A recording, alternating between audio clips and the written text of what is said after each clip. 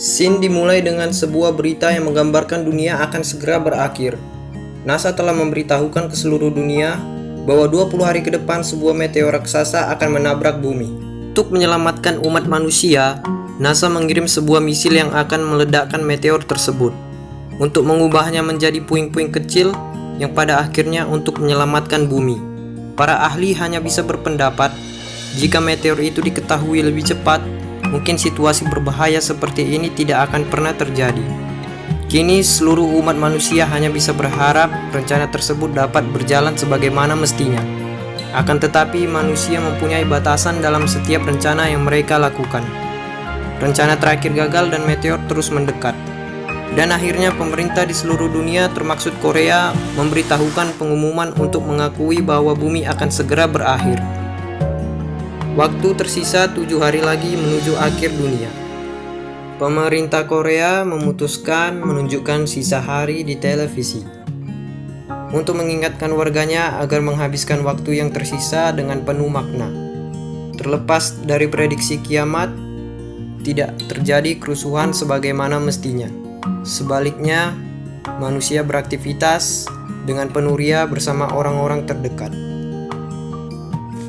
Sebagai seorang yang nolep, Namu tidak bisa merasakan kasih bahkan di saat hari-hari akhirnya itu.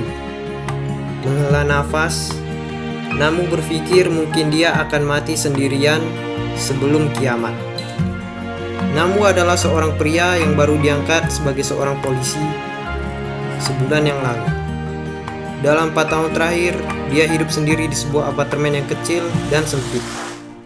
Namu tak memiliki seorang teman atau pacar. Dan paling mengejutkan, Namu tidak bisa mengingat masa lalunya. Dia seakan hidup di tubuh orang lain dengan ingatan yang kosong. Dia hanya tahu belajar dan sekolah untuk menjadi polisi. Kini setelah menjadi polisi, dia merenungkan perjuangannya. Untuk apa dia menjadi seorang polisi bila dunia akan berakhir? Walau seperti itu, dia tetap menjalankan hidupnya seperti biasa. Setelah berganti pakaian dan memakai sepatu yang sempit, Namu berjalan di lorong kantor polisi, bersiap menjalankan tugasnya. Untuk sesaat, Namu melihat daftar buronan sebelum pergi berpatroli. Di lapangan, Namu melihat berbagai orang yang bebas mengekspresikan dirinya. Tapi anehnya, dia familiar dengan semua itu. Di kantor, Namu melihat berita yang mengejutkan di mana seorang pria mengaku mempunyai kekuatan super. Di dalam situs berbagai video, pria itu mengeluarkan api dari tangannya. Dan dia bercerita bahwa sudah lama dia menyembunyikan kekuatannya itu. Pria itu yakin pasti ada orang lain yang mempunyai kekuatan super seperti dirinya. Di akhir video dia mengajak orang-orang sepertinya untuk bersatu, menyelamatkan bumi. Setelah itu, senior Namu menawarkan dirinya untuk berhenti bekerja jika mau. Tapi Namu menolak dan pergi berpatroli sekali lagi. Namu berjalan menyusuri pemukiman sambil melihat ke atas. Saat melihat bendera aneh, Namu merasa pernah melihatnya di suatu tempat, tapi lagi-lagi dia tidak bisa mengingatnya. Tidak lama setelah itu, Namu terkejut melihat seorang gadis yang berada di atas tembok. Terheran saat melihatnya, Namu merasa sudah pernah melihat gadis itu di suatu tempat. Kali ini dia mengingatnya, gadis itu ada di daftar buronan yang sebelumnya dia lihat. Dia bernama Hewa. Setelah itu, Hewa dibawa ke kantor polisi dan Namu memeriksanya kembali di daftar buronan. Ternyata Hewa tidak ada di dalam daftar itu. Namu semakin bingung apa yang terjadi pada dirinya, karena dia selalu merasa pernah melihat sesuatu. Hewa membela diri bahwa rumah yang dia panjat itu milik kenalannya sendiri, yang merupakan salah satu manusia super, tapi dia tidak ada di dalam rumahnya. Hewa meminta polisi untuk membebaskannya karena dia bermaksud mengumpulkan manusia super untuk menyelamatkan bumi. Menurutnya itu lebih baik daripada berdiam diri menunggu kematian. Dan akhirnya senior menugaskan Namu untuk mengantar Hewa menemui manusia super itu. Bukan di rumah sebelumnya, melainkan di suatu tempat yang cukup jauh dari kota.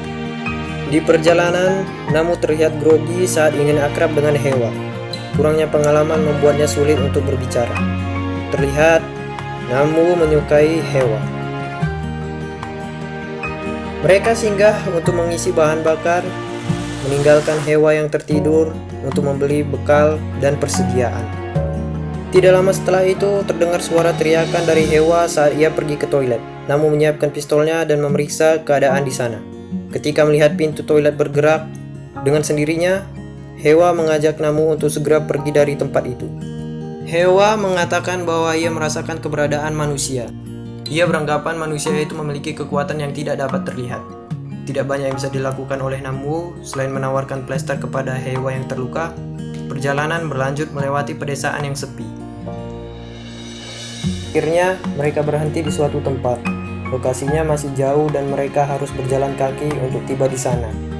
Di tengah-tengah perjalanan, sepatu Namu yang sempit membuat kakinya terluka. Saat mengobatinya, Namu bertanya kepada Hewa, kemampuan apa yang dimiliki manusia super yang akan mereka temui itu? Hewa menjelaskan bahwa orang itu memiliki kemampuan untuk mengetahui kekuatan seseorang. Pada dasarnya, manusia super itu terbagi menjadi dua. Ada yang menyadari kekuatannya dan ada juga yang tidak. Oleh karena itu, dia menemui manusia super ini untuk mengidentifikasi kemampuan orang-orang yang tidak menyadari kekuatannya. Dengan begitu, mereka dapat menemukan banyak manusia super untuk menyelamatkan dunia. Setelah melanjutkan perjalanan, mereka tiba di tempat tujuan yang berada di puncak bukit. Orang yang mereka cari ternyata tidak ada di tempat. Hewa memeriksa makanan yang belum basi, yang artinya orang yang mereka cari masih tinggal di tempat itu. Hewa menjelaskan rumah itu tempat berlatih Ibu Yang, manusia super yang mereka cari selama ini. Hewa beranggapan bahwa Ibu Yang lagi pergi ke suatu tempat dan akan segera kembali. Di malam hari, Namu bermimpi duduk di sebelah Hewa yang berkata mereka tidak akan bertemu lagi. Air mata Hewa mengalir saat berkata langit di hari akhir sangat indah. Saat terbangun di pagi hari, Namu melihat berita di televisi yang mengabarkan bahwa NASA akan bekerja sama dengan para manusia super untuk meluncurkan misil terbaru. Mereka akan menentang hukum fisika dengan teknologi yang dimiliki NASA ke dalam misil tersebut. Berita itu terdengar seperti harapan palsu, mengingat waktu hanya tersisa 6 hari lagi sebelum kiamat. Hewa menemukan pakaian bekas dan sepasang sepatu untuk Namu.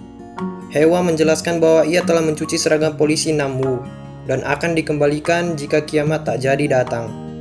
Hewa akan menunggu Ibu Yang di tempat itu lebih lama lagi. Jika Ibu Yang tidak kembali, mati di tempat indah seperti itu menurutnya bukan tempat yang buruk. Ketika Hewa berkata bahwa mereka tidak bertemu lagi, Namu terkejut karena seakan-akan ia mengalami dejavu. Dalam perjalanannya untuk kembali ke kota, Namu beristirahat di bebatuan sebelum akhirnya ia memutuskan kembali karena menyukai Hewa. Namu terlalu gugup untuk menyatakan perasaannya, hingga akhirnya ia membuat alasan untuk tetap tinggal bersama.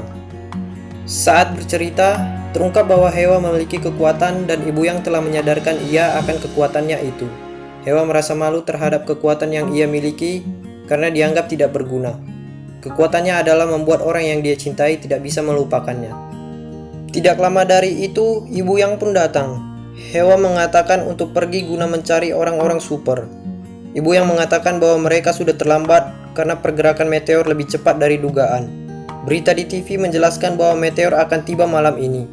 Pecahan meteor perlahan memasuki atmosfer bumi. Siaran TV mengalami gangguan sebelum akhirnya menghilang. Walaupun dirasa tidak berguna, Ibu Yang menerawang kekuatan Namu menggunakan kekuatannya. Terkejut setelah menyadarinya, Ibu Yang menjelaskan bahwa Namu memiliki kekuatan super di mana dia akan kembali ke masa lalu jika ia mati dalam kecelakaan. Itu artinya ia tidak akan mati karena bencana meteor ini. Semua menjadi jelas bahwa Namu terjebak dalam lingkaran waktu. Ia sudah berkali-kali mengalami kejadian ini, tapi tidak bisa mengingatnya. Itulah alasannya ia tidak asing dengan semua kejadian ini. Namu tidak bisa mengingat masa kecilnya, karena dia telah lama terjebak di dalam lingkaran waktu ini, dan ia terus mengulanginya hingga saat ini. Ingatan terakhirnya di tahun 2016 saat dia mengambil studi kepolisian. Ibu Yang menegaskan bahwa Namu bisa menyelamatkan dunia saat ia kembali ke masa lalu, mengingatkan orang-orang tentang bencana yang akan terjadi. Jika manusia bisa menemukan meteor ini lebih awal, peluang untuk mencegahnya akan lebih besar. Namun Namu harus bisa mengingat semua kejadian ini. Bagaikan takdir, kekuatan yang dimiliki Hewa bisa mengatasi itu.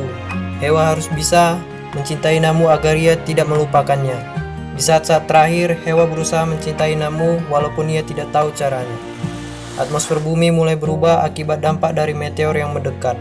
Dengan gugup, Namu mengatakan perasaannya dan berkata bahwa ia menyukai Hewa sejak pertama kali melihatnya. Namun, perasaan sejatinya tidak bisa dipaksakan begitu saja. Hewa tidak bisa mencintai Namu dalam waktu singkat. Ia menangis meminta maaf. Mungkin ini telah menjadi akhir untuk segalanya.